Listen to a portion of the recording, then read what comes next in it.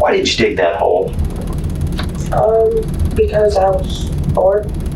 Tell me about that hole, though. It's a very specific hole. I mean, it's a very unique hole, I should say. 15-year-old Alyssa Bustamante admits to digging a small but undeniably grave-shaped hole mere meters from the last known whereabouts of missing 9-year-old Elizabeth Olten. Authorities were drawn to the Bustamante household even before the hole's discovery. The Oltens were neighbors just 4 doors down, and Emma, Alyssa's 6-year-old half-sister, was the last person to see the missing girl. At 5 p.m. on October 21, 2009, Emma begged Elizabeth to come play hopscotch and board games, as she often did. Elizabeth went on her way with a borrowed phone and instructions to be home by 6 p.m. She never made it back. By 10 p.m., hundreds of volunteers were scouring through dense woodland in the pouring rain. After taking credit for what seems to be a shallow grave, Alyssa agrees to speak with Sergeant David Rice of the Missouri State Highway Patrol. The teen's proximity to the case means she's already been informally questioned and probably expects this encounter to be equally toothless. She's blind to the fact Rice enters with an ace up his sleeve. A search of the Bustamante home uncovered a diary with a scratched-out entry dated to Elizabeth's disappearance. Shedding backlight on the scrawl reveals 2 words: slit and throat. To Alyssa's right is Juvenile Officer Tony Mayer. Missouri state law dictates a juvenile officer must be present to protect a minor's rights during interrogation. Mayer isn't permitted to provide legal counsel, nor can she participate in the questioning, and straying from this neutrality will jeopardize the investigation into Alyssa. Okay, my name is David. You can just call me Dave. Okay. And you go by Alyssa. Yep. Okay. I'm going to go through some basic information just to make sure that I understand a little bit about the house there and where you all live. Okay. And you all own that property out there, is that right? The final figure in this crowded interview room is Alyssa's grandmother and legal guardian, Karen Brooke. A guardian must also be present when Alyssa is questioned, unless she waives this right. Karen will be Alyssa's source of solace and validation in the early stages of this interview, but she won't have the stomach to see it through to the end. All right, we're going to start from Wednesday morning. Let's just kind of start there. Okay. Walk me through from the time you woke up in the morning. You woke up in the morning and walk me through exactly what happened from there. So I went to school. Okay. And I was there all day. And then I came home on the bus, and I got home around 3. And I just hung out in my room for a little while. And then I went for a walk around 5. And I was just walking around in the forest for a while. And I was supposed to take my little sister with me, but I ditched her because she's annoying. Okay. Alyssa's teen angst runs deeper than finding her sister annoying. In a YouTube video of her brothers touching an electric fence with commentary delighting that this is where it gets good, this is where my brothers get hurt. Her channel description listing cutting and killing people as hobbies, and her Joker-esque selfies can be found online to this day. But Alyssa didn't exactly invent the emo subculture, and you're about to hear the first hint that there's something profoundly wrong with this girl. And I heard Emma yelling, so I went outside, and she was down in the ditch area. She was stuck in thorn bushes, so I went down there, and I helped her out. And she asked me why I was bleeding, because I told her I was on my period. Mm-hmm. They're yeah, don't tell anyone that. Alyssa's account has been vague for the most part. Yet, here she recalls a specific exchange with her sister. Authorities would later discover that Alyssa was in fact not on her period, so this was a lie. Alyssa obviously wants to conceal the blood's true source and realizes that learning about it from Emma could prompt further questions from authorities. She hopes to preempt suspicion by bringing it up herself. I'll kind of start you over a little bit. Mm-hmm. Okay. So You were at school. Mhm. You didn't ditch that day. Nope. Okay, so we're verified that you're at school. Yes. So if we check, they're going to say you were at school Yes. that day. Yes. Okay, what'd you do at school? I went to all my classes, did my schoolwork, went to lunch. Okay. Anything happen at school? Nope. Anything eventful? Just the usual school day. Okay. I mean, anything out of the ordinary? Nope. Any fights or arguments with anybody? Mm-mm. Okay. Now you have a boyfriend. I do. Okay, what's his name? His name's Dustin. Dustin. Okay. What'd you do when you got home? I went in my room, went to the bathroom, did usual stuff when you get home from school. Sure. ate food, and then I decided to go for a walk because it was a nice day Wednesday. Okay. So I went outside in the forest and just. Where'd you go when you say you went to a walk? Where'd you go? Okay, there's like a tree line. If you were to like draw this for you or something. I have a map. Oh. It's like a side trail I go off on, and you just keep following that trail, and it goes off over there. And there's like a really cool cow pasture with sweet looking. It's like a creek, kind of. There's something we always do is we'll walk a person through their day, and we make a timeline just so we go through everything. So what time did you go for your walk? As with any other suspect facing interrogation, these explanations comfort Alyssa. This is simply procedure, and she's not under any targeted scrutiny. In reality, repeated questions will reveal inconsistencies, and Rice will apply this tactic to clarify Alyssa's timeline and movements. Any comfort she feels serves Rice by lowering her guard. I went for a walk around 4:30 or 5. Okay. So how long, when you got home about 3:30, how long were you at home messing around before you went on your walk, do you think? This is an early test of the integrity of Alyssa's timeline and of her demeanor. A suspect with something to hide is patient with repeated questions, lest they appear aggressive and therefore guilty. Alyssa will remain remarkably chipper as Rice pesters her to repeat herself. I was home at least an hour. Okay, so about 4:30 or 5 you went? Right. Okay. I went home. Did you take that same route Yes. back is what I'm asking? Yes, I did. So you went back up here, hung out at a pasture, Mm-hmm. and then came back here? Yes. Okay. How long did that take you to do? It takes about. How long were you on your walk? That's what I'm asking. Walk? It's about 15 or 20 minutes, I believe. How long were you gone that day on your walk? I was gone for about an hour. Okay, so you were gone about an hour. Mhm. When you walked up there, the cow pasture, what were you doing up there? I was just, enjoying nature, taking a walk. Were you smoking? No. Okay. If you were, that's fine. I don't care. I'm just trying to get an idea. This is one of those occasions where if you were, we don't care if you were. Oh, I know, I wasn't. I Okay. promise. Okay. Okay. The inclusive pronoun we aligns Maya with Detective Rice, a problematic position for a juvenile officer. Her wording suggests she's speaking on behalf of the police, and Alyssa may interpret further assurances from Maya as equally coming from authorities. Maya is supposed to remain an impartial observer, only stepping in if Alyssa's rights are being violated. But she'll continue to entangle herself in the questioning. So you're walking up there, you go up to this cow pasture. Did you meet anybody up there? Nope. Did you meet Dustin up there? Did you meet anybody else up there? Did you see anybody on the trail? Okay. It was just the forest. Okay. Peaceful, no one there. Okay, so you walked up there, and you're gone about an hour, and then you came back. Mm-hmm. Is that right? Yes. Okay. And then what'd you do?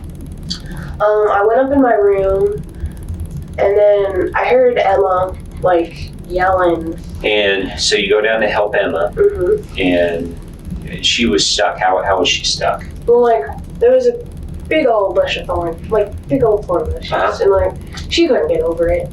She somehow managed to get herself stuck in there, so I had to go down and help her. Okay. Is she like your little person? You look after her?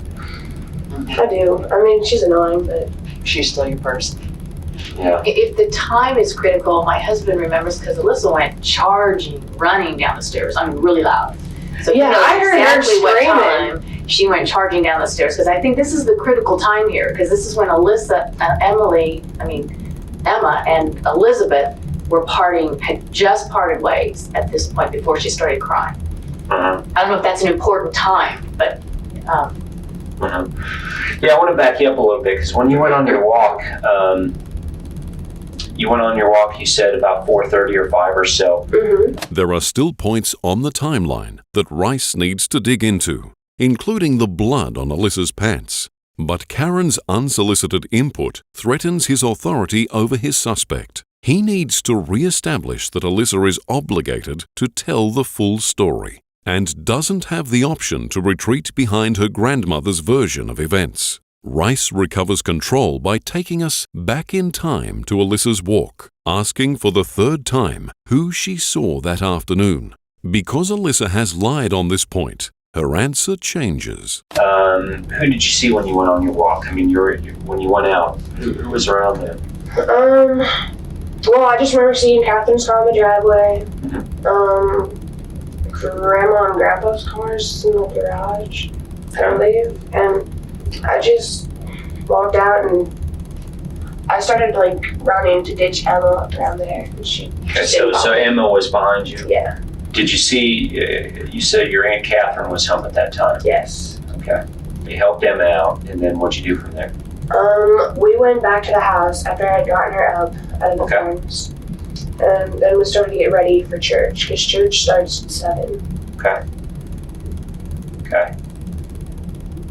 Then we went to church and just did the activities till 8, came back, and everything was crazy.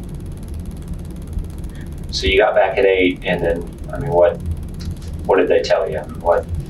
Well, they were like, yeah, there's 3 sheriffs here. People are out searching for her. They can't find her. And there was people searching the ditches and in the forest, and they had the dogs and everything. I don't know. Couldn't find Elizabeth. Right. Is that what they're telling you? Right. They just said And she was they missing? they were questioning me about the day. They just told you Elizabeth was missing? My grandpa did, yes. Yeah. How did that make you feel? I was just, I didn't think it would happen. Things like this don't happen to you, Alyssa responds with what she thought rather than answering the question of how she felt. Her intention is to parrot what she thinks an innocent person would say, whilst Rice's intention is to gauge her character. If someone is capable of hurting a child, it's easier for them to imagine other people's thought processes than it is to empathize with and replicate their feelings. Well, what can you tell me about Elizabeth? I don't know, other than her name and her date of birth here, I don't know anything about this girl. Tell me about Elizabeth. Well, she's 9. Okay. I don't really know that much about her either. I mean, tell me what you do know about her. Okay. She'd come over and swim. She's kind of girly, not naturistic, I guess I'd say.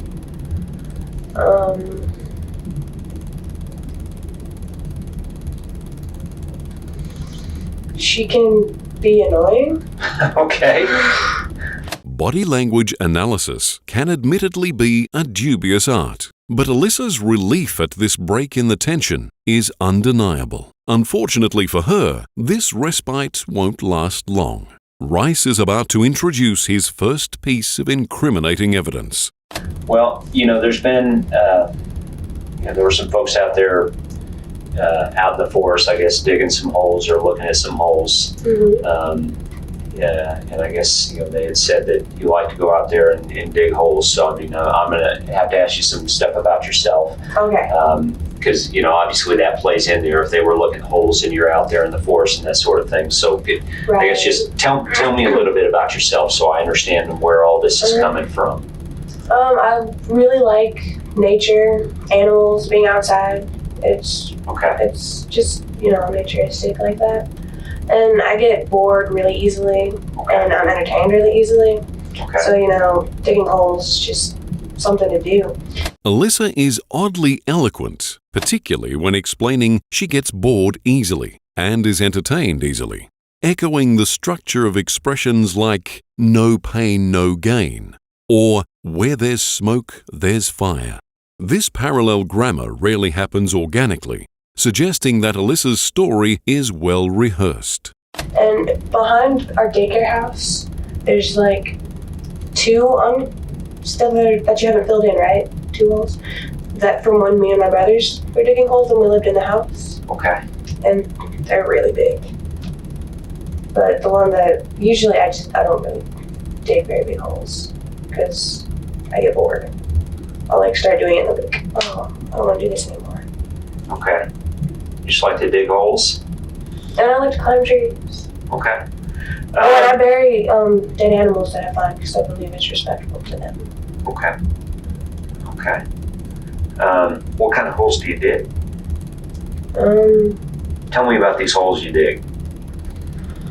Well, You dig them a certain way every time, or just dig a hole? Just dig a hole, pretty much. Okay. Just wherever they're at? I mean, do you dig at a certain spot or what? Well, Just a big round hole. Rice's questions seem pedantic, at least to the average person who lacks strong opinions on holes. But if Alyssa is the digging connoisseur she claims to be, she should be able to speak on details about the shovels she uses, the size of the holes, even the terrain that's easiest to work with. There's no release when Rice laughs this time. He's laughing at her, not with her, casting doubt on her answer. I'm such a not dirt kind of girl. Yeah. That's amazing to me. I don't do worms and I don't do dirt. well, I'm in rugby, Oh. and so like we do a lot of contact physical in the mud and whatnot. And I I know several really girls enjoy playing that. rugby. That's kind of the thing right now, isn't it? Yeah. Maya takes it upon herself to break the tension. Have you ever played rugby? Her building of rapport with Alyssa compromises her role as an impartial advocate. Whether she has done this intentionally or not, she's broken a clause in the Missouri Juvenile Justice Association Code of Ethics that she should know like the back of her hand. A juvenile officer will neither seek personal information beyond that necessary to perform his or her duties, nor disclose information to those not having a professional need for it. Alyssa, this hole that you dug, when did you dig that hole? Sunday, I Sunday. believe. Yes. Why did you dig that hole? Because Sunday I was bored. You don't really do much on Sunday. Can't watch TV, play video games, you know.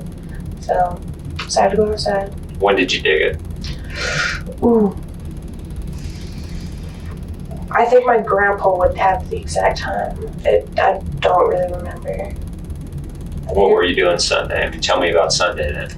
I was at my mom's house for the weekend. Okay. She lives at the lake. And we came back around 5, and I know I dug it before dark, so it was sometime in between. Wait, what time did we come home? So you got back home 6:30, 6:45-ish We probably? would have been right at 6:30. About 6:30? 25 minutes. Well, it's getting dark by then. Yeah. Well, So you got home at 6:30, yeah. and how did you dig a hole at what? So what did you Well, do that's Sunday? Well, I'm not asking what your grandpa. Rice rebukes Alyssa for the first time and will double down on this tonal shift by attacking a contradiction. What did you do then? Oh, I think I took a shower and went to sleep, so I don't think I did it. I think it was Saturday, actually. No, because I wasn't here Saturday. You weren't here Saturday. Nope. On Sunday, Right. Monday. I think it was Friday then, because I was here Friday. And I know I did it during the day, because it wasn't dark, and we didn't have school Friday. So, I'm pretty sure it was him. Because I was out there yesterday, Mhm. and I don't know if you remember my face. I talked to you yesterday, Yeah. and you probably don't remember. I had mud all over me then because it was raining. I'd been digging a hole for about 5 hours. Right. You and your grandpa assured me it was on Sunday. You told me you were 100% positive it was Sunday.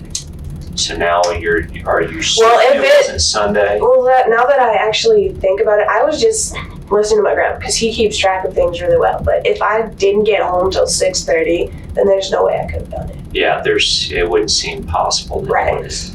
Right. So then Friday, what'd you do? Think back to Friday. Decided to go outside and just do whatever. And I dug a hole.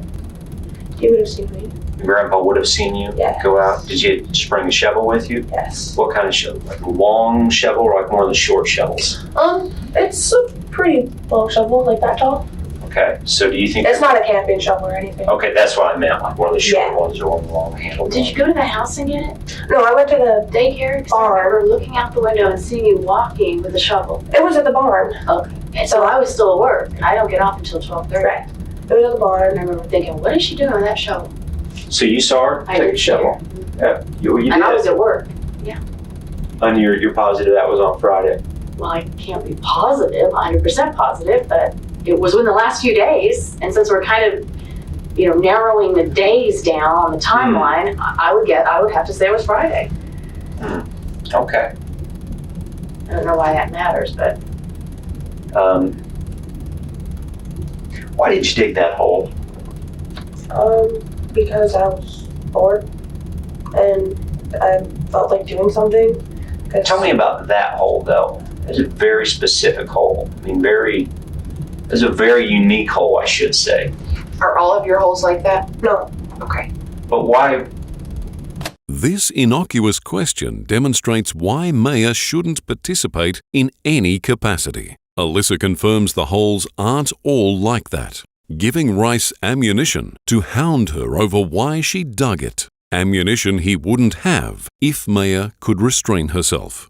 You dug the hole, so you know Yes. what I'm talking about. Yes. That was a very, very unique hole. I guess. I was digging. I mean, whatever shape comes to mind. I was just entertaining myself. The reason I'm asking, it just seems like and you can understand why, as if people were out in the woods looking for, Yeah. if looking for a person, Yes. if they were lost, or God forbid, looking for, if they thought it was God forbid, a body, why they would be alarmed by that hole, because they're, come along a hole, freshly dug hole that was, we're talking about a perfect rectangle hole that is 3 by about 4.5, 5 foot, perfect rectangle. Perfect size of what would be a grave, or you think of a small coffin. So think a perfect rectangle about 3 feet by about 4.5, 5 foot, straight shovel marks down, Mm-hmm. about, as you described when I talked to you out there, about that deep. Mm-hmm. Straight down the first few inches of dirt, up until you get to that real hard packed dirt, almost as if somebody were digging down, got to a point where you got to those roots in that hard dirt and realized it's too hard to dig. Do you see what I mean? Yeah. And so that's why so many people, I think, were alarmed by that hole, because that's the kind of hole that makes we sense. as investigators typically see when we find a body underneath it. But for a 15-year-old girl to dig a perfectly rectangle 3 by 4 or 5 square rectangle hole, it just caught a lot of people as very odd. That makes sense. Alyssa hasn't shown nearly the same enthusiasm towards the rationale of earlier questions. As Rice edges closer to the truth, Alyssa goes out of her way to emulate the opinions of an innocent person. What do you think about that? Well, I guess, the timing for digging that hole was definitely not good. Have you ever dug a hole like that before? I have. Where at? I've buried animals who dug holes for dead cats. Okay. I mean, did you? Because what I'm trying to do is so that I can go out of here and, be able to tell some of these other agents that, look, this wasn't, she wasn't digging a grave site. She's dug holes like this before. Mm-hmm. Rice distances himself from the volunteers and investigators unsettled by Alyssa's hole. If he wants to maintain this line of questioning without wounding their rapport, Rice needs Alyssa to believe he's on her side. So are there other sites you could show us that where you dug a perfect rectangle hole like this, or is this the only time you dug a hole just like that? Because if there is another hole like that you could show us.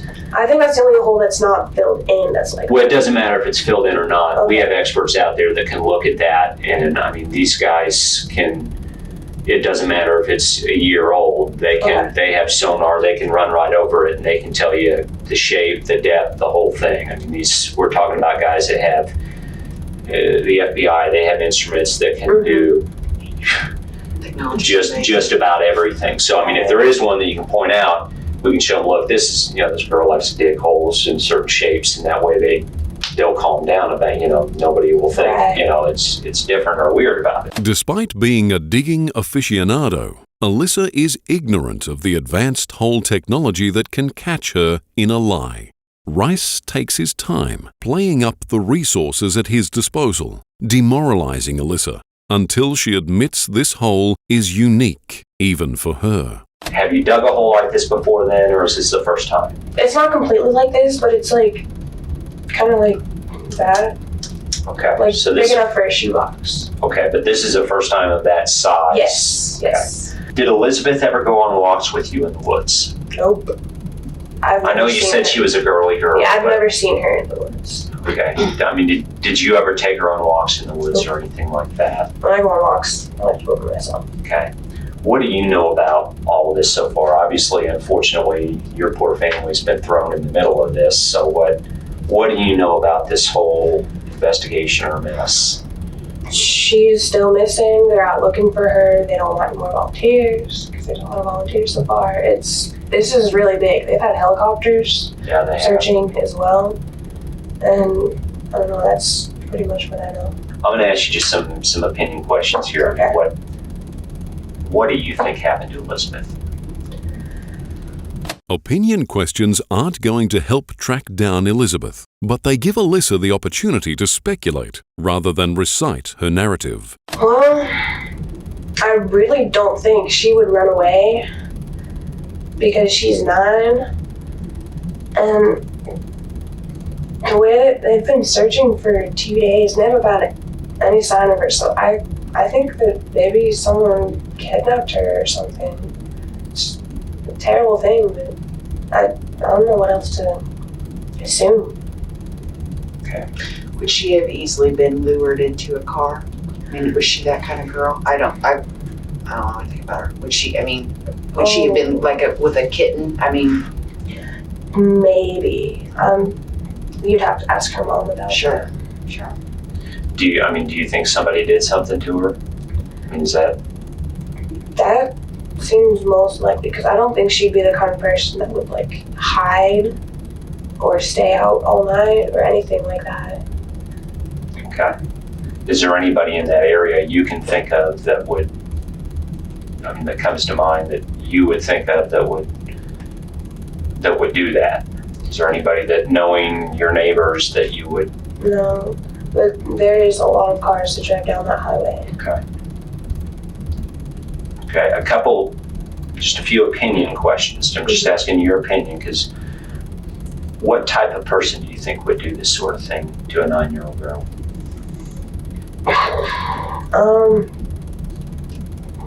A sick person, like someone that, I don't know, can put down all their morals and just take a 9-year-old girl. Whenever we find out what happened to her, if somebody did something to her, what do you think should happen to them? I think they should get convicted. Well, yeah, because all the trouble that they're causing so far. Okay. I'm going to ask you because I ask everybody. Did you do anything to Elizabeth? No, Did you cause her disappearance? no, Did you kill her? no, Okay. Do you know where she's at right now? no. Okay. Have you talked with Emma about all this? I have. I mean, a little bit. What does she say? She's just saying that Elizabeth dropped her off and decided to go back home. She didn't really say too much about it, really. I mean, she said, yeah, they were playing and whatnot, but So she wasn't tangled up in the bush with her. no. That was supposedly after Elizabeth dropped her off, I guess. Okay. And I go ahead. Can I go to the bathroom? Oh, yeah, go ahead. Do I need to stop? Yes, please. Yeah, Actually, okay. I need you to step out if Okay. possible. I mean, yeah. Yeah. Okay. Is that okay? We can Yeah, wait a sure. bit longer because if they're out, I'm going with her. Go ahead. Yeah. I'll, whatever the rules are, I'll You go step ahead out. first, please. Finally, Maya graces us with an example of what her job is here. A juvenile suspect is more vulnerable to pressure and manipulation than an adult. Thus, the juvenile officer must keep a watchful eye and intervene if the interrogator takes an exploitative angle. Regardless of how upstanding a person Rice may be, he isn't permitted to question Alyssa unsupervised, even if Maya has just popped out for a bathroom break. Okay. Everybody good? Everybody good on drinks and everything? So, okay. Is there, to walk up there, is there like a back path or something? Like if Emma's going to go up there and say, hey, can she come over and play or whatever, is there, Yeah, there where's that? How's that? On the, you could probably come up here and just like, Where would she go to? well, She doesn't take the highway, does she? I believe they do at times. Yeah, I'm- Emma's not allowed to go alone. I'm thinking She's she'd not take the gone. highway, because that'd be the Emma's easiest. not allowed to go alone? No, She doesn't break that rule, does she? she did that day. Yeah, she No, went she's alone. broken it before, too. Though it's against the rules, Emma went unaccompanied to visit Elizabeth, walking 270 meters along Lomo Drive.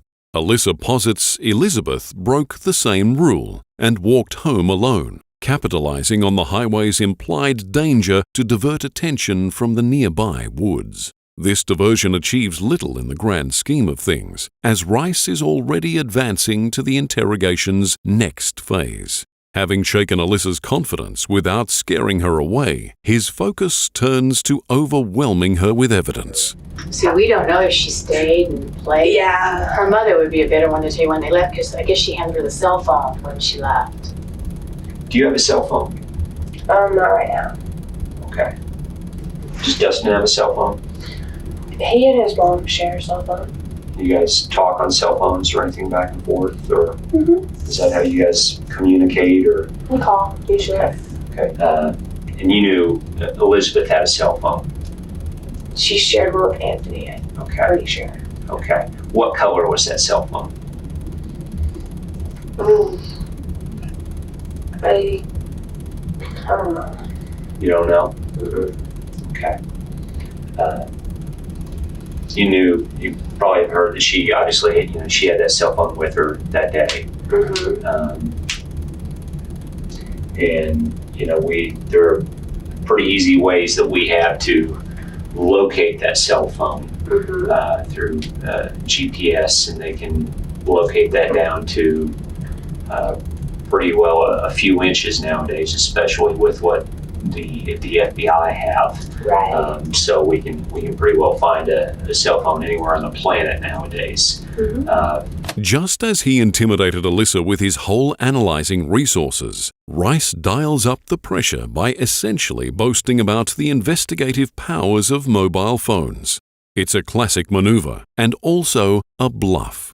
A ping at 9:49 p.m. places Elizabeth in the woods behind the Bustamante house. Yet another at 10:03 p.m. points 100 meters further south.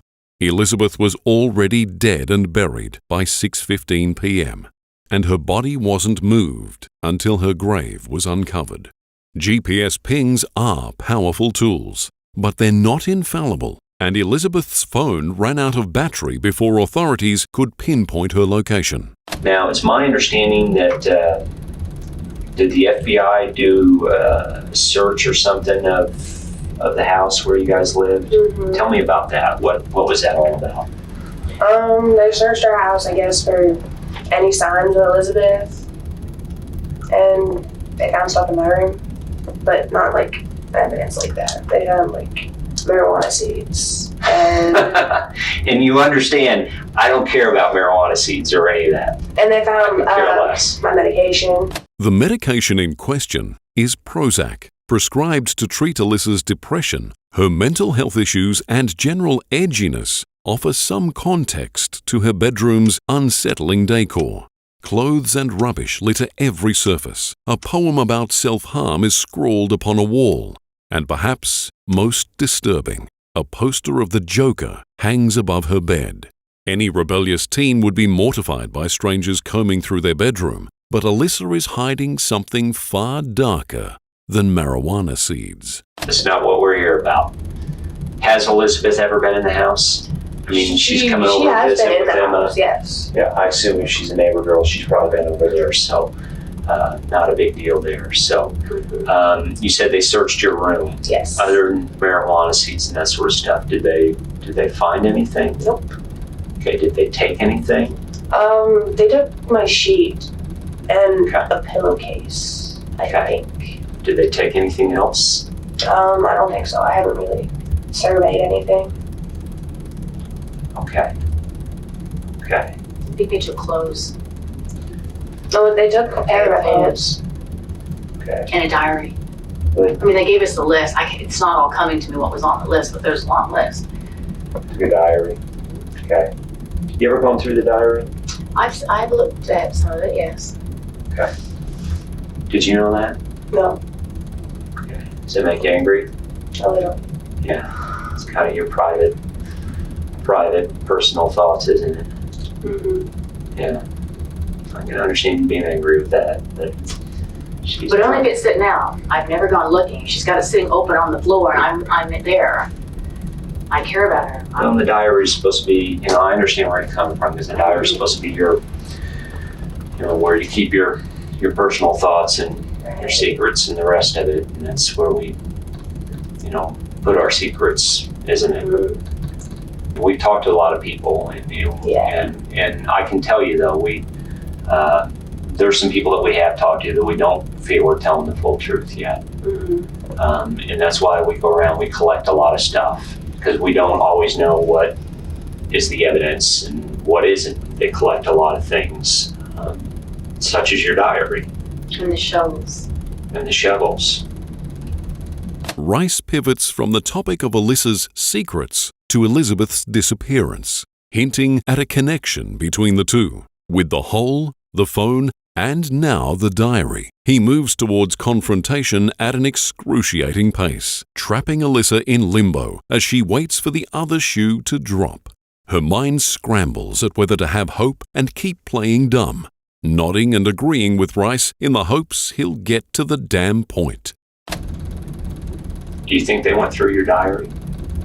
If they collected it, then most likely.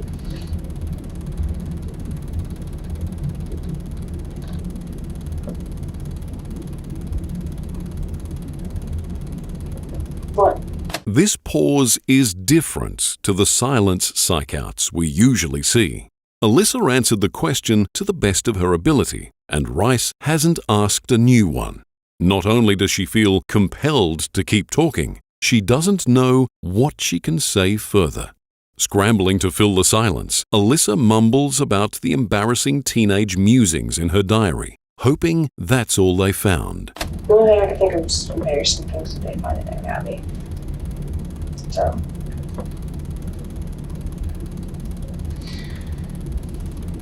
We talked a little bit earlier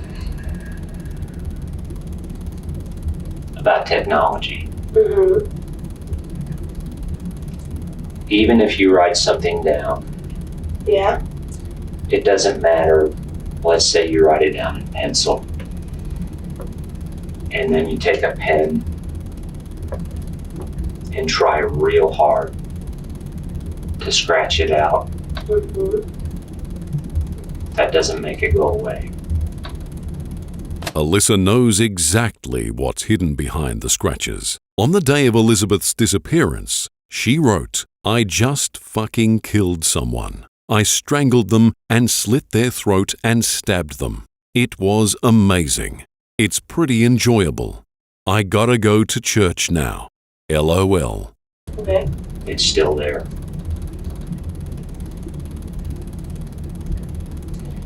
And forensically, And actually, you don't even need a whole lot of forensics. If you hold it up to a light, you can see what was written.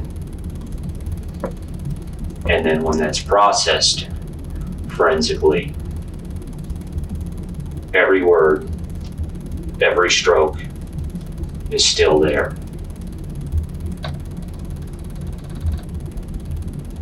Do you hear me? Mm-hmm.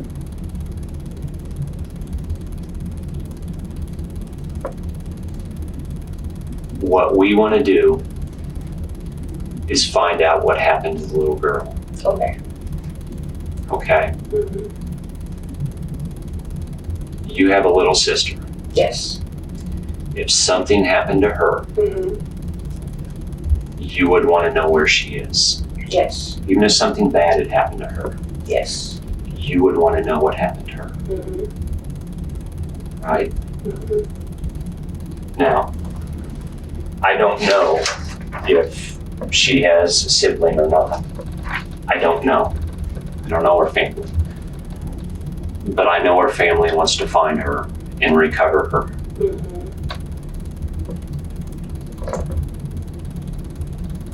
I need to know what the truth is. Okay. We have your diary. We've read your diary, Mm-hmm. including the last entry. Mm-hmm.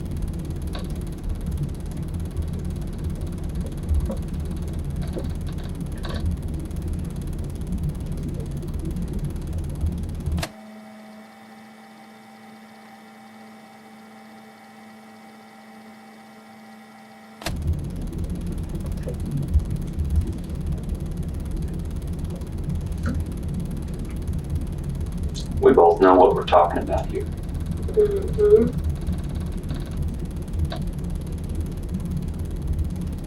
Where's she at? I don't know. Alyssa, I want you to look at me for just a minute. What? We deal with kids all the time. We deal Mm-hmm. with kids all the time. That's all I've done for 12 years is deal with kids. Mm-hmm. You're not going to say anything in this room that's going to catch us off guard. Okay? We need you to be honest. Just be honest. If you know something, then say it. Okay? Please continue. Just say it if you know something. Okay. Go ahead. You need to tell us the truth. You need to tell us what happened. If this was an accident, that's fine, but we need the truth. We have to know the truth. That's all I'm asking for, is whatever happened, I have to know the truth. This is not going to go away.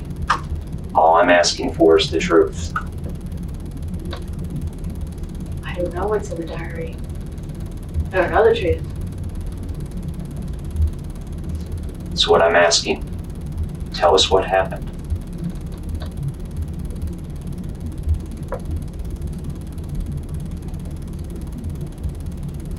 If this was an accident, that's fine. We can deal with that. But I have to know what happened.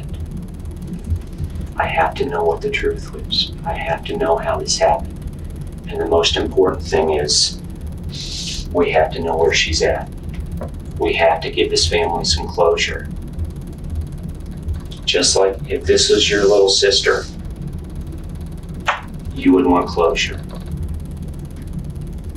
This isn't an effective appeal, considering on Alyssa's walls, amongst grim poems and letters from her incarcerated father, there's a crude sketch of a person covered in red slashes. Beneath case photo censoring, Alyssa labels the figure Emma. Regardless of how authentic this malice towards her sister may be, Alyssa clearly isn't ready to engage with such open-ended accusations. Rice narrows the scope of his question. This family needs closure.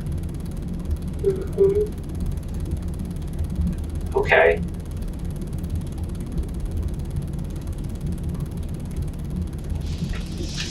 Let's start at the beginning. Is this something that was planned out, or was this just an accident? It was an accident. Okay. Well, this is a starting point then.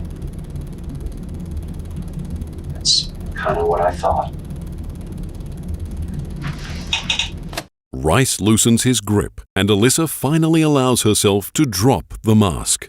Her anxiety is on full display, but remember, the detective said this is a starting point. She isn't out of the woods yet, and it's tragic that her grandmother must witness what's to come.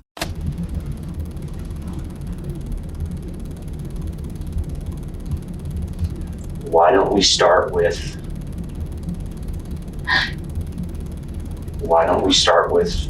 what happened? Did you get home from school at 3:30? Do you want to sit by her? Rice hasn't cut Mayer off so abruptly before, but this moment is too crucial for delicacy towards her interruptions. He must listen closely for any mistakes, and Alyssa is about to make a stream of errors. I'm in the forest. Like I said.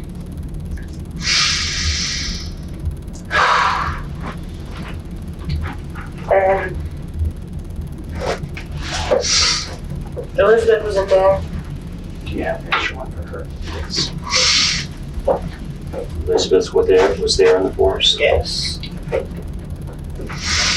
Was she alone? Yeah. Okay.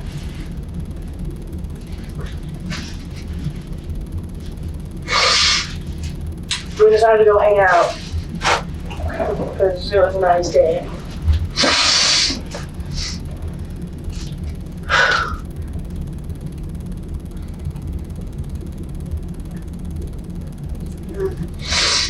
We were just messing. Take your time.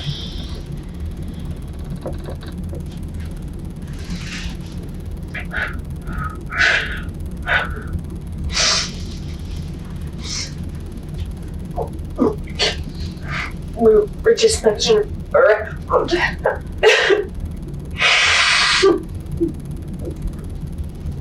And she fell. And she died.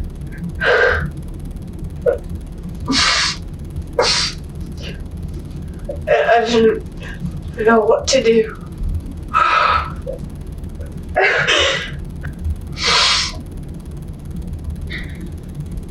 So I burned her body. Because I didn't want to get in trouble.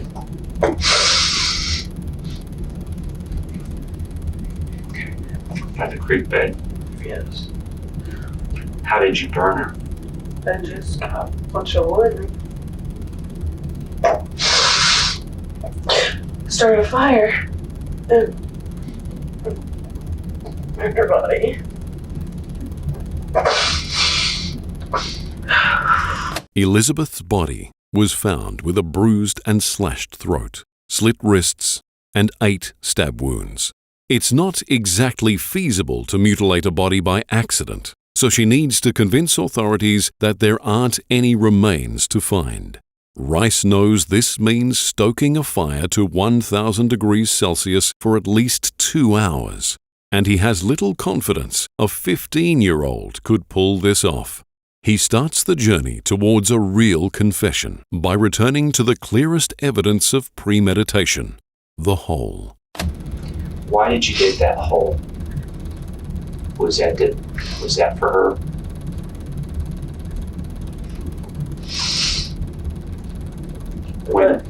When did you dig the hole? You dug it ahead of time, didn't you? I dug that hole on Wednesday. Before you played with her. Yes.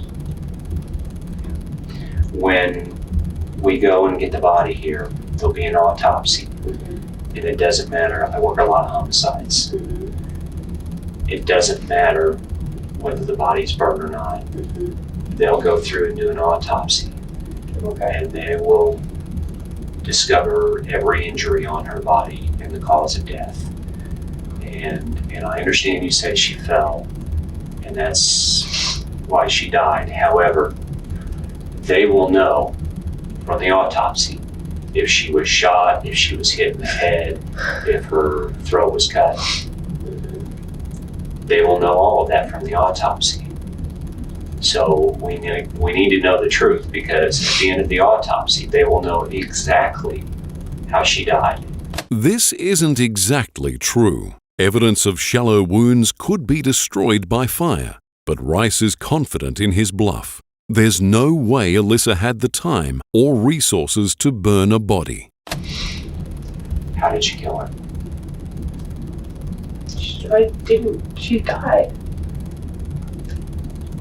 How did she die? 9-year-old girls don't just die. We were messing around. Then she fell back and hit her head. Was her throat cut? Yeah. Oh, I can't believe. Grandma? oh my God.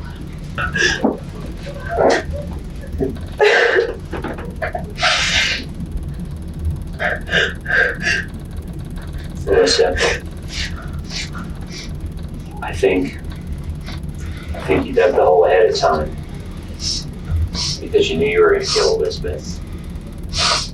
I think you tried to dig the hole, like I said, and realized it was too hard to dig down that far.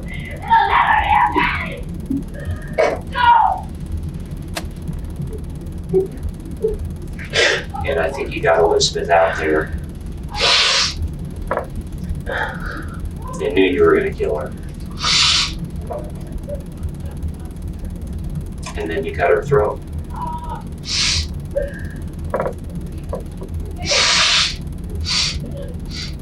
Is that what happened? Yes. What did you use to cut her throat with? Not.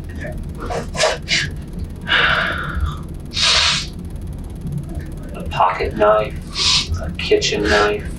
Kitchen knife. Okay. Where's that kitchen knife now? And the sink. In the sink of your house? I believe so. Okay. So you brought it back to the house with you. Did you wash it off? Yes. Okay. How long of a knife is it? About About that long? What kind of handle does it have? black blue. Black handle? Okay. Did you stab her? Afterwards. Stab her body or where? Yes. Okay. How many times did you stab her? 2. I 2. think. Did you hit her with anything first? No. Or did you just cut her neck? Or what? You tell me what happened. Cut her throat and she died. And then I just stabbed her. When did you dig the hole? I done that when I was trying to find a place to hide her body. So did you dig that after you killed her? Mm-hmm. Yes? Okay. So at about 5:30, you went out. Did you go to her house to get her? I went over there and she was outside, so it's like, yeah. You knew you were going to do it then? Okay, so you went over there about 5:30 and got her. Was Emma with you? She was for part of the way. Like I said, I ditched her. You ditched her? Yeah. Did you have the knife hidden on you? Or where was it at? Yeah, I had it. In your hand? No. Okay. So you went, did you walk all the way over to her house? Yeah. Okay. Show me what route you went. I went back through here. Went and got her? Yeah. And then show me where you went from there. I mean, show me with this pen where you went from there. You had Elizabeth. I came to the pond and then just followed that path. Okay. And then you went up here to a creek bed? Yes. Okay. And where did Emma turn back? I think it was somewhere out here. Okay. Like I said. So it was just you and Elizabeth? Mhm. What did you tell Elizabeth you were going to do? We were just hanging out at first. I don't know. I didn't.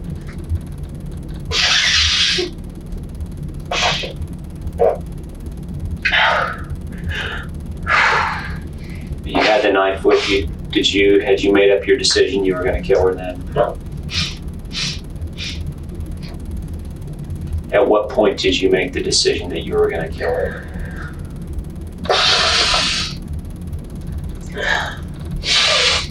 When we had been at the creek. Okay. Why?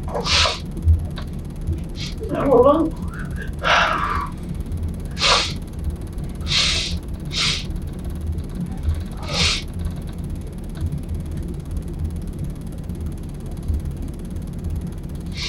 You just decided?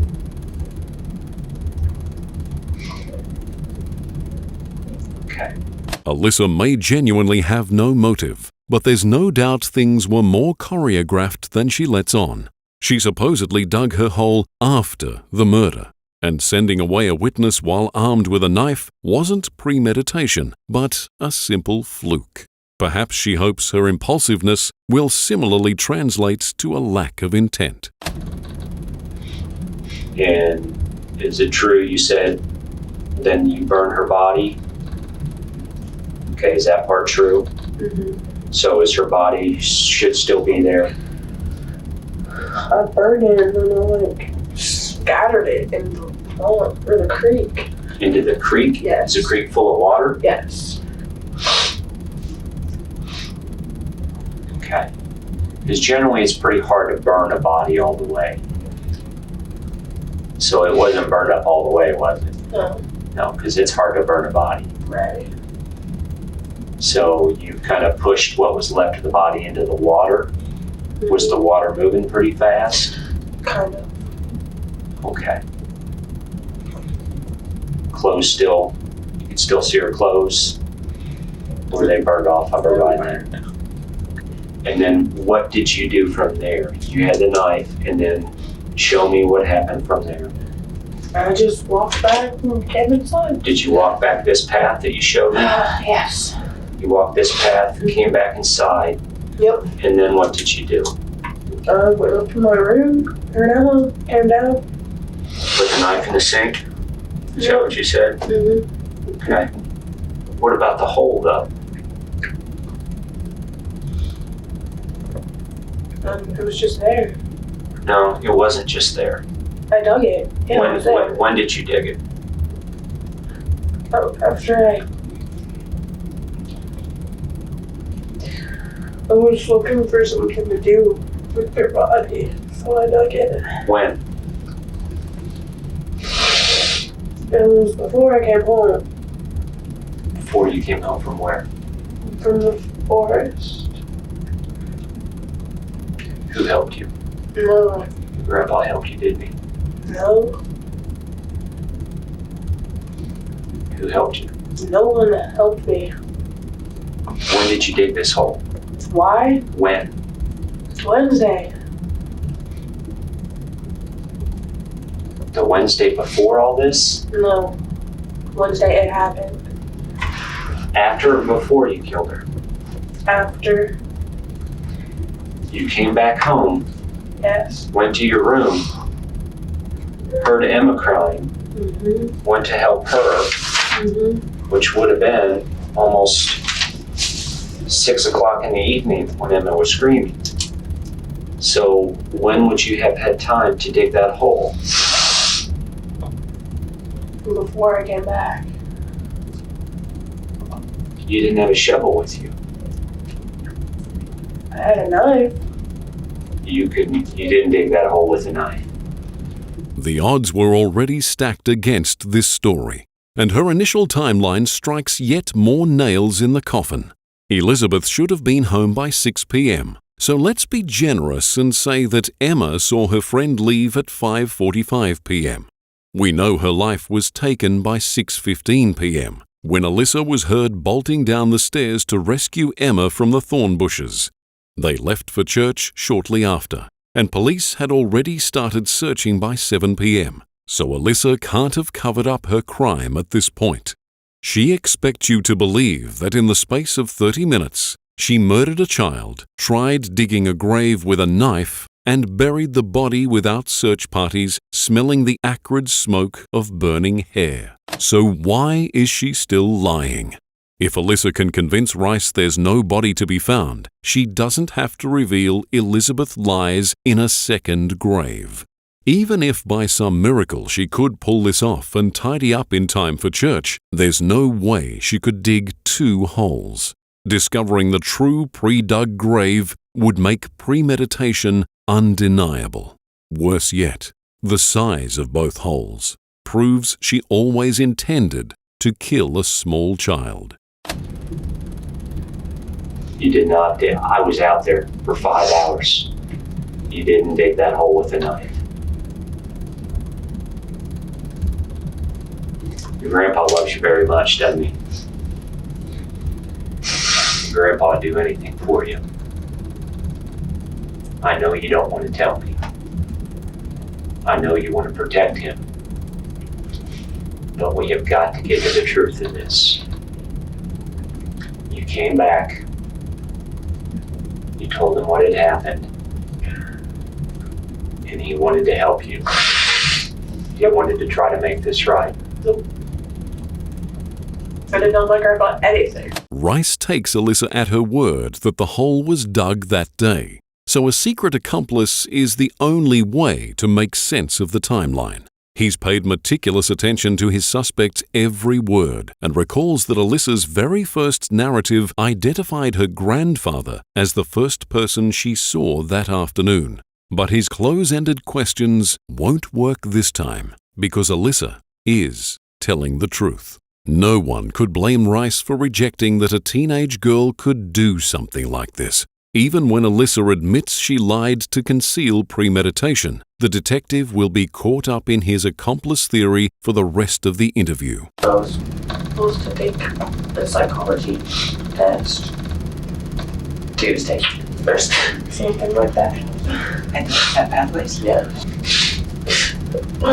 What are they gonna do to me?